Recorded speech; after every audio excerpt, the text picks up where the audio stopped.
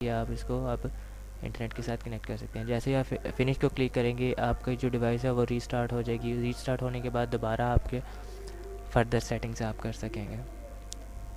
1 या 2 सेकंड लेगी ये रीस्टार्ट होने में। उसके बाद दोबारा रीस्टार्ट होकर जब आप आएंगे फिर उसके बाद नेक्स्ट हम इसकी सेटिंग्स करते हैं।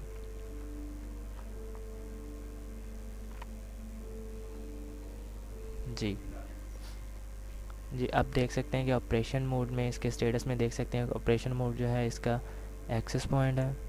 ठीक है, उसके बाद SSID जो मैंने दिया था होम नेटवर्क वो आ गया है, चैनल आ चुका है। ठीक, उसके बाद मॉड आ चुका है। अब आप इसकी ट्रैफिक भी देख सकते हैं कि ये सेंड हो रही है, रिसीव नहीं है। वो इसलिए कि अभी इंटरनेट के साथ कनेक्ट नहीं है, इसलिए कोई बाइट्स रिसीव नहीं है, सेंड कर रही है।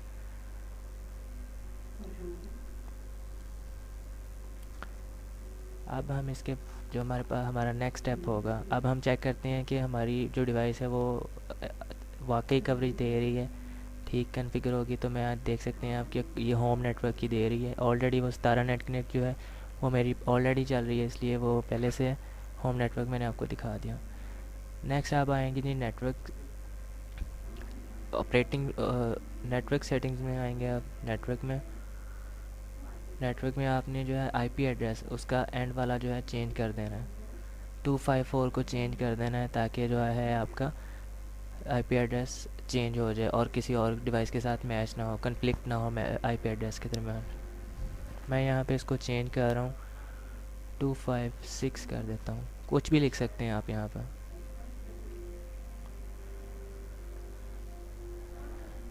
सॉरी, ये आईपी एड्रेस 254 से ऊपर नहीं लिख सकते, इससे नीचे लिख सकते हैं। मैं यहाँ पे 200 कर रहा हूँ।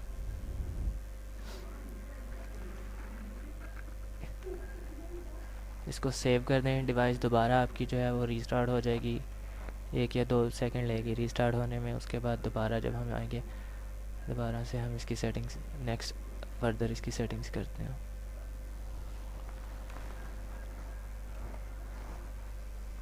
दोबारा से इसका यूज़र नेम और पासवर्ड एडमिन लिखते हैं। अब आपने इसका आईपी एड्रेस चेंज कर लिया है, तो जो आपने चेंज किया उस आईपी एड्रेस के साथ इसको हमने एक्सेस किया करना है। अब वायरलेस में आ जाए। फ़र्स्ट ऑफ़ ऑल हमारा जो वायरलेस सेटिंग्स में है वो जो हमने सेटिंग्स पहले की थी, इन सेटिंग्स को कुछ नहीं करना है, ये ऑलरेडी हम कर चुके हैं। लेकिन मेक श्योर कि आपकी जो पावर है 27 dBm है और इसका वो इनेबल हाई पावर है। नेक्स्ट वायरलेस मोड है जी, एक्सेस पॉइंट इसका होना चाहिए। इनेबल SSID ब्रॉडकास्ट आपका जो है वो उसको टिक होना चाहिए। उसके बाद इसको सेव कर दें। यहाँ पे अगर कोई चेंजिंग करते हैं सिक्योरिटी, ये सिक्योरिटी सेटिंग्स होती है कि सिक्योरिटी लगानी है तो यूज़ करें, अदरवाइज़ इसको ब्लैंक छोड़ दें। मैं आपको एक और सिक्योरिटी बताऊंगा जो इससे भी ज़्यादा स्ट्रॉन्ग है, तो इसको आप रहने दें।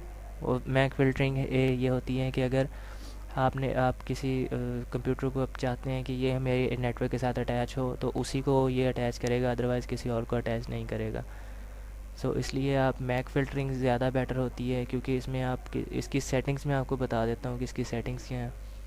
इसको डिनाई कर देना है, उसके बाद इसको इनेबल कर देंगे तो जिनको आप इसमें ऐड करते जाएंगे सिर्फ वही एपी आपके जो वही कंप्यूटर्स या डिवाइसेस आपके साथ अटैच हो सकती हैं जिनको आपने यहाँ पे जिनका मैक एड्रेस यहाँ पुट कर दिया।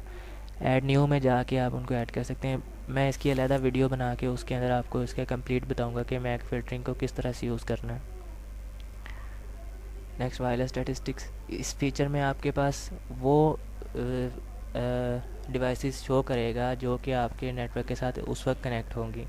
इस वक्त आपके साथ कोई कनेक्ट नहीं है, वो सिर्फ एक शो कर रहा है, वो आपकी अपनी डिवाइस है, आपको खुद शो कर रहा है कि वो डिवाइस इस वक्त ऑन है। नेक्स्ट है जी डिस्टेंस सेटिंग्स। डिस्टेंस सेटिंग्स में आपने जाना है। डिस्टेंस सेटिंग्स में सबसे पहले तो इंडोर को ख़त्म करके हमने मैनुअल कर देना है। उसके बाद डिस्टेंस हमने 4 किलोमीटर कर देना है और इसको सेव कर देना है।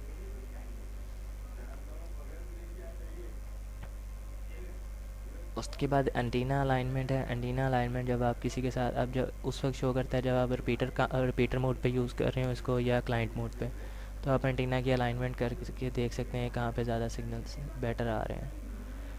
थ्रूपुट मॉनिटर है, ये आपके जो पैकेट्स हैं उनको सेंड और रिसीविंग को ग्राफ की शक्ल में शो करता है। सिर्फ ये आपको यही बताता है। स्पीड टेस्ट आपका होता है। स्पीड टेस्ट इसलिए यूज़ करते हैं कि आपने किसी सिर्फ एक कंप्यूटर के साथ चेक करना हो कि उसकी और हमारी स्पीड का क्या उसके पास कितनी स्पीड जा रही है, तो उसके लिए यूज़ होता है। इसके वायरलेस सेटिंग्स हैं। वायरलेस सेटिंग्स उसके पास DHCP है। DHCP यहाँ पे हमने इसको यूज़ नहीं करते एक्चुअली, ये ऑलरेडी ही आपके जो है पिक्सेल का जो मॉडम है उसमें DHCP ऑन होता है, इसलिए हम इसको कुछ नहीं करते, इसको डिसेबल ही रहने देना है। नेक्स्ट इसके अंदर DHCP क्लाइंट लिस्ट है, अगर आप इसको इनेबल करते हैं तो वहाँ पे जितने भी क्लाइंट्स हैं आपके वो शो करेगा। इसके बाद एड्रेस रिजर्वेशन, यहाँ पे आपके क्लाइंट शो करेगा जो अगर आप DHCP को ऑन करते हैं।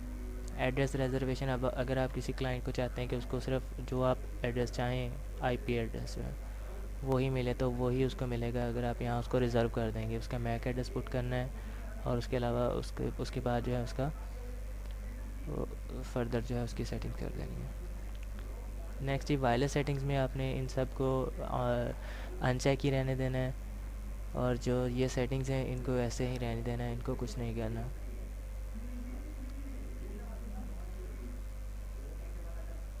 उसके बाद मेक श्योर कि आपका जो एंटीना सेटिंग्स है वो वर्टिकल में हो, आपके एंटीना को वर्टिकल में होना चाहिए।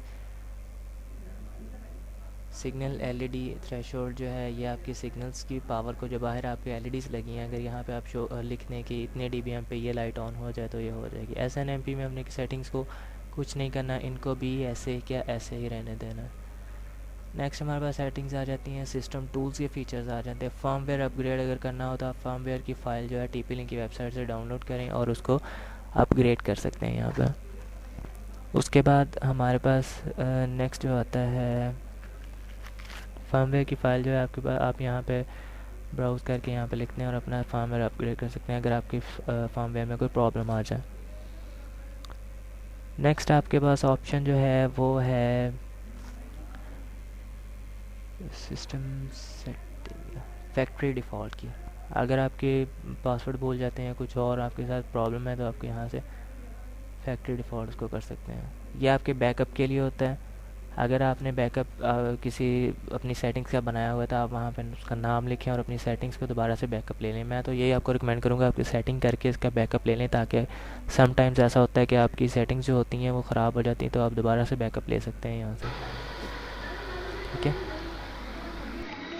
वेल जब आपने इसको कॉन्फ़िगर कर लेना है तो आपके जो लैन की पोर्ट जो आपने अपने सिस्टम में लगाई थी, यहाँ पे आपने डायरेक्ट अपनी जो है आपके जो DSL मॉडम के ज़रिए आपकी इंटरनेट की केबल आ रही है वो लैन पोर्ट के अंदर लगानी है और कहीं नहीं लगानी। ठीक है। ये PoE जो है वो इसको हमेशा आपने इसी के साथ डिवाइस के साथ ही कनेक्ट रहने देना है। इसको सिर्फ रिमूव करना है और इसको जो है अपने मॉडम के साथ आपने अटैच कर देना है। वेल अब मैं आपको दिखाता हूँ कि मैंने इसको किस तरह से प्लेस किया है। 5210 को मैंने तकरीबन 30 फुट के बैम्बू पोल के ऊपर मैंने इसको प्लेस किया। ये बैम्बू पोल जो है तकरीबन 30 फीट का है और मैंने ये सारे का सारा सेटअप तकरीबन 4th फ्लोर पे लगा हुआ है। 4th फ्लोर पे ये सारा सेटअप लगा हुआ है। केबल्स मैंने इसको इसलिए रखी हैं कि बैम्बू पोल काफ़ी हाइट पे था, इसलिए ये हवा के साथ झूल लेना। ये वो केबल है जो AP से आ रही है और अंदर मेरे इस सर्वर रूम के जाएगी। इस बैम्बू पोल को ब्रैकेट्स के साथ आप दीवार पे लगा सकते हैं या किसी भी चीज़ के साथ, किसी कीलों की मदद से। ये वो केबल है जो सर्च प्रोटेक्शन के लिए लगाई जाती है। जब मैं आपको AP दिखा रहा था तो उसमें मैंने आपको एक पॉइंट दिखाया था सर्च प्रोटेक्शन के लिए। ये वो होता है अगर आसमानी बिजली खुदा ना खास्ता इस पर गिर जाती है तो ये अंदर ज़मीन में चली जाती है। ये सर्वर रूम का अंदर का सेटअप है जी। ये वो केबल, ये TP-Link का PoE इंजेक्टर, और इसकी ये वो केबल है जो ऊपर से आ रही है नीचे AP में से डायरेक्ट आ रही है, इसको PoE में लगाना है। ये आप देख सकते हैं ये यहाँ से बाहर।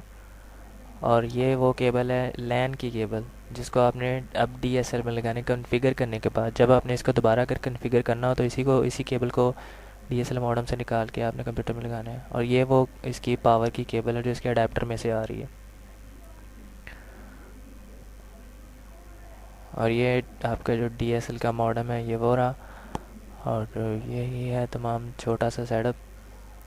उम्मीद है आपको मेरा तमाम जो ये वीडियो इसकी समझ भी आ गई और आपको पसंद भी आई होगी। सो आपसे इजाज़त चाहूँगा। मेरे चैनल को सब्सक्राइब कीजिएगा। अल्लाह हाफ़िज़।